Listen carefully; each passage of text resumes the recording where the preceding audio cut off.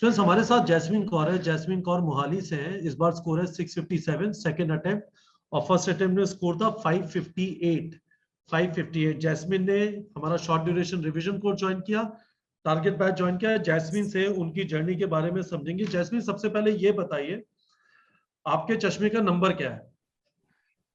6 है सर, अभी 6।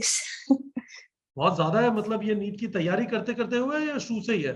नहीं, शुरू से ही है सर। चलिए ठीक है, तो इसका मतलब बच्चों को डरने की जरूरत नहीं कि जिनका मोटा चश्मा होता है उन्हीं का सिलेक्शन होता है, ऐसा कुछ नहीं है। चश्मे का नहीं कोई नहीं, जिक्र बिल्कुल लेना। नहीं, नहीं नहीं। ठीक है, वेरी गुड। ये बताइए आपके 558 आए, तो आप क्लास में बहुत इंटेलिजेंट थी या एवरेज थी? सर इंटेलिजेंट थी स्कूल में भी, और जब मैंने कोचिंग इंस्टीट्यूट में ज्वाइन किया तब भी काफी बार मतलब फुल मार्क्स भी आए हैं मेरे तो टेस्ट में। कोचिंग में आपका परफॉर्मेंस कैसा होता था फर्स्ट अटेम्प्ट के अंदर? काफी अच्छा होता था मतलब। तो फिर सिलेक्शन क्यों नहीं हुआ? सर काफी रीजंस थे। एक तो सर कोविड आ गया था उस वक्त, तो एंड मतलब पूरा घर पे बैठे बैठे बोर हो गए। तो फिर एंड में जाके मतलब बाकी कोचिंग इंस्टीट्यूट में वो कोचिंग मॉड्यूल्स वगैरह वो देते थे। जब कोचिंग में टेस्ट होता था तो वो तो उसी से आता था, उसमें तो अच्छा आ जाता था, लेकिन वहाँ पे एनसीईआरटी के क्वेश्चंस नहीं पूछते थे। और वहाँ पे ऐसा कोई एनसीईआरटी को इम्पोर्टेंस देते ही नहीं थे, लगता ही नहीं था कि एनसीईआरटी इतनी इम्पोर्टेंट है।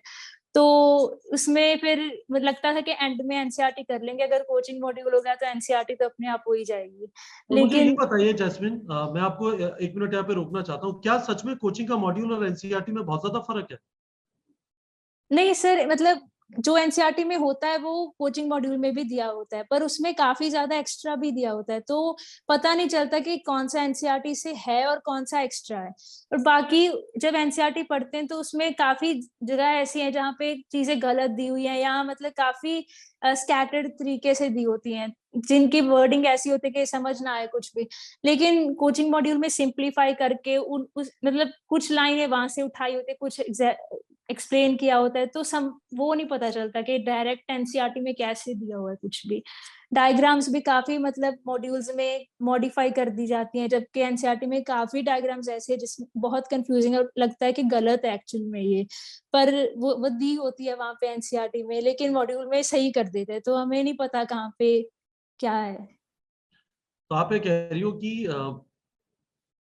इट इज बेटर कि सिर्फ एनसीईआरटी पे रहे, मॉड्यूल पे ना जाए, मॉड्यूल को सिर्फ क्वेश्चन प्रैक्टिस के लिए यूज कर लें यदि यूज करना है, पर उसकी थ्योरी ना पढ़े। सर इट डिपेंड्स, मतलब उसमें भी काफी हेल्प होती है। मॉड्यूल एक डिफरेंट चीज है, उसको आप रेफर कर सकते हो, बट अगर एनसीईआरटी इग्नोर करनी पड़ रही है उसको करने में तो वो सही नहीं है। एक चीज चूज करनी है तो एनसीईआरटी कर लो, लेकिन अगर टाइम काफी है, 2 इयर्स है अभी आपके पास, तो फिर कर सकते हो आप। अच्छा है इनफैक्ट कि आप सही सीखो, फिर आप देखो कि क्या लिखा है एनसीईआरटी में। पर ड्रॉप करने के बाद हमें 8-9 महीने मिलते हैं, तो 8-9 महीने में तो मॉड्यूल छूना नहीं बनता, राइट? नहीं नहीं सर, मैंने भी नहीं छुआ, फिर बस एनसीईआरटी की। ठीक है, कितने क्वेश्चन प्रैक्टिस किया आपने टारगेट बैच से?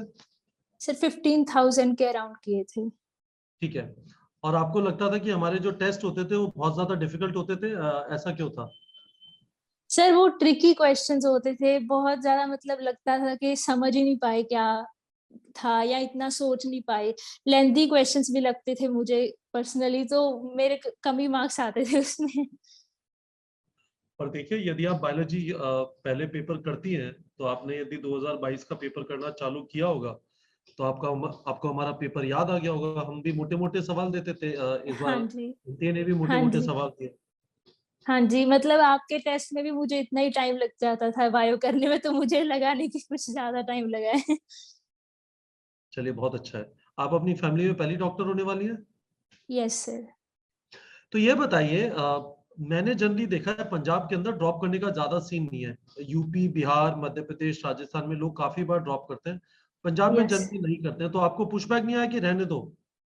आया था सर, बहुत ज्यादा आया था। सब रिलेटिव्स मतलब पेरेंट्स के फ्रेंड्स थे जो भी, सब बोलते थे कि नेबर्स के अभी टाइम मतलब 1 साल में कंपटीशन तो डबल ट्रिपल हो जाता है, जो तुम्हारे जैसे बच्चे और आ जाएंगे तो नहीं कर पाओगे, 1 साल में बहुत कुछ बदल जाएगा, तुम्हारी उम्र हो जाएगी ये।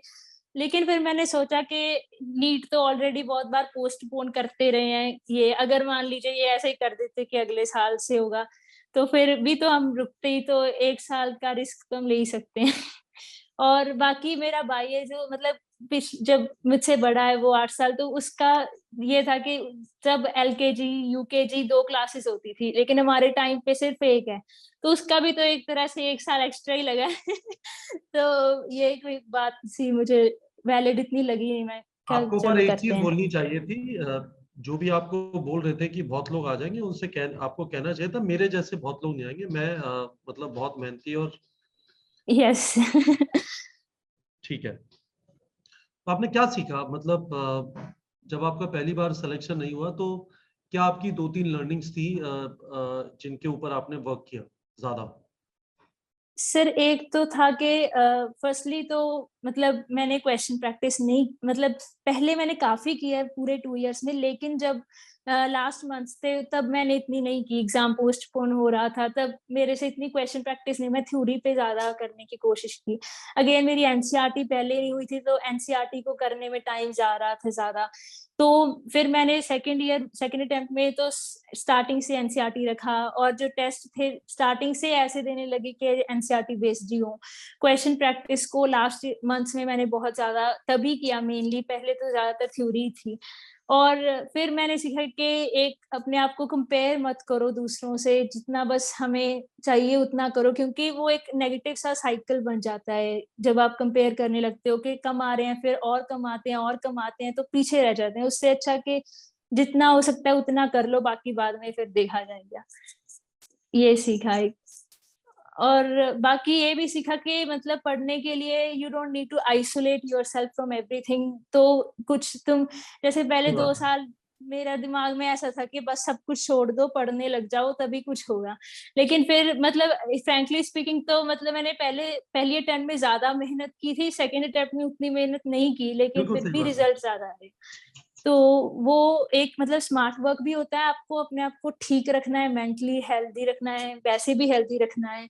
तो बाकी बाहर फ्रेंड्स से मिलो, वो कोविड के टाइम पे वो बहुत चीज हो गई थी कि घर पे ही बैठे थे। तो अभी फिर मैंने लाइब्रेरी जाना शुरू किया था, वहां पे जाके अपने जैसे लोगों से मिलते हैं तो अच्छा लगता है कि चलो सब पढ़ रहे हैं हम भी पढ़ रहे हैं। तो आपको आइसोलेट नहीं करके रखना अपने आप को, वो एक चीज सीखी मैंने। वाह, बहुत अच्छा है। तो मैं समराइज कर देता हूँ स्टूडेंट्स क्या क्या चीज वो कह रही है। एक तो ये कह रही है कि सिर्फ एनसीईआरटी पे फोकस किया, टाइम बहुत कम था, लिमिटेड चीजों पे ध्यान दिया, क्वेश्चन प्रैक्टिस काफी किया। और एक जो इम्पोर्टेंट चीज कह रही है वो ये है कि ज़ॉम्बी नहीं बनना है। मतलब ये नहीं कि सारे टाइम सुबह से शाम तक पढ़ रहे हैं, आपको देख के लग रहा है कि बस खत्म होने वाला है इंसान, इतनी पढ़ाई कर रहा है। मतलब you have to live a normal life, और उस नॉर्मल लाइफ के अंदर आपके पढ़ने के घंटे भी होंगे। आपको हमारे प्लेटफॉर्म के बारे में क्या अच्छा लगा जैस्मिन? सर एक तो आपकी जो रेगुलर वीडियोस आती रहती हैं वो काफी कनेक्टेड फील होता है उससे। तो मतलब ये होता है कि अगर फ्री टाइम में भी वीडियो देख लो तो फिर मन करता है कि चलो किताबें उठा लो फिर पढ़ने लग जाओ। और वो कोचिंग में वो चीज नहीं होती, वहां पे बस क्राउड होता है, टीचर आपको ऐसा ट्रीट करता है कि आप हो नहीं हो हमें फर्क नहीं पड़ता, हमारे पास तो इतने टॉपर आई जाएंगे। तो वो एक करेक्ट। चीज की फीलिंग यहाँ पे नहीं आती थी। यहाँ पे ऐसा लगता है कि बस मेरे को अपना जो भी गोल है वो रीच करना है, बाकी मुझे इतनी परवाह नहीं है। और दूसरा सर एनसीईआरटी बेस्ड थे जो सारा क्वेश्चन प्रैक्टिस, वो काफी मतलब करके लगता था कि सब जगह से हो गया सारा कुछ। एनसीईआरटी की काफी लाइनें पहले समझ जो इतनी ध्यान से नहीं पढ़ी वो भी हो जाती थी। तीसरी बात सर मुझे अच्छी लगी कि आपके मॉक टेस्ट थे जो बहुत डिफिकल्ट थे, मतलब वैसा एग्जाम आ गया वैसे ही मॉक टेस्ट आपने लिए हुए थे, तो मुझे इतना प्रॉब्लम नहीं लगी उसमें। उसमें मेरे ज्यादा मार्क्स आ गए इनफैक्ट। चलिए, बहुत बढ़िया। बाय द वे, हमारे जो नीट लेवल टेस्ट थे वो शायद इतने डिफिकल्ट नहीं थे। एम्स लेवल टेस्ट हमने जान के डिफिकल्ट रखे हुए थे। आइडिया ये था कि मॉक टेस्ट है तो मॉक तैयारी कर लेते हैं, नेट प्रैक्टिस कर यस लेते हैं, जिससे एग्जाम के लिए रेडी हो जाए। 657 कौन से कॉलेजेस टारगेट कर रही हैं आप? सर अभी मतलब श्योर तो आईजीएमसी शिमला पक्का है कि मिल जाएगा, बाकी उससे ऊपर वाले मरेंगे तो देखो क्या होता है शिमला सेकंड जाना में। चाहती है, क्या रीजन है शिमला जाने का? सर पास में है, अच्छा वेदर है, घर के पास है इसलिए मेनली तो। ठीक है।